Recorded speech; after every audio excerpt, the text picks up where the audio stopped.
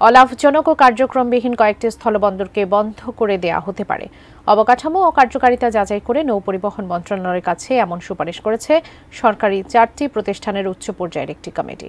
বিস্তারিত ইমতিয়াজ আলমের রিপোর্টে। নৌপরিবহন মন্ত্রণালয়ের আওতাধীন বাংলাদেশ স্থলবন্দর কর্তৃপক্ষের 3টি অলাভজনক ও কার্যক্রমহীন স্থলবন্দর সম্পূর্ণ বন্ধ এবং একটি স্থলবন্দরের অপারেশনাল কার্যক্রম বন্ধের সুপারিশ করা হয়েছে। নৌপরিবহন মন্ত্রণালয়ের জনসংযোগ কর্মকর্তা কাজী আরিফ বিল্লার পাঠানো এক প্রেস বিজ্ঞপ্তিতে এই তথ্য জানানো হয়েছে। নৌপরিবহন মন্ত্রণালয়ের উপদেষ্টা ব্রিগেডিয়ার জেনারেল অবসরপ্রাপ্ত এম সাখাওয়াত হোসেন দায়িত্ব গ্রহণের পর দেশের বিভিন্ন স্থলবন্দর সরেজমিনে পরিদর্শন করেন। পরিদর্শনকালে উপদেষ্টা বিগত সরকারের আমলে নির্মিত দেশের অলাভজনক ও কার্যক্রমহীন বিভিন্ন স্থলবন্দরের বিষয়ে তদন্ত করে প্রতিবেদন দাখিলের জন্য একটি উচ্চ পর্যায়ের কমিটি গঠনের নির্দেশ দেন।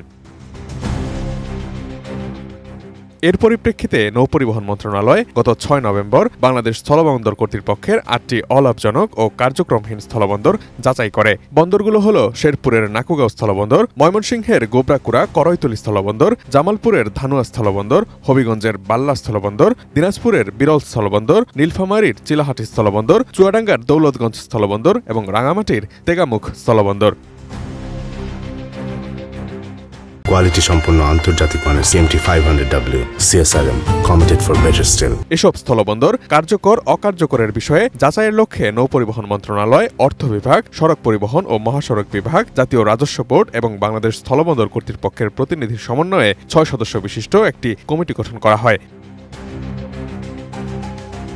ওই কমিটি 8টি স্থলবন্দর সরেজমিনে পরিদর্শন করে এবং উপদেষ্টা এম সাখাওয়াত হোসেনের কাছে প্রতিবেদন দাখিল করে। প্রতিবেদনে অর্থনৈতিক কর্মকাণ্ড ও বাণিজ্য সম্ভাবনা বিবেচনায় নীলফামারী জেলার ডোমার উপজেলার চিলাহাটি স্থলবন্দর, চুয়াডাঙ্গার দৌলতগঞ্জ স্থলবন্দর, রাঙামাটি পার্বত্য জেলার তেগামুখ স্থলবন্দরের কার্যক্রম চালুর জন্য অবকাঠামো নির্মাণের প্রয়োজন নেই মর্মে সুপারিশ করে।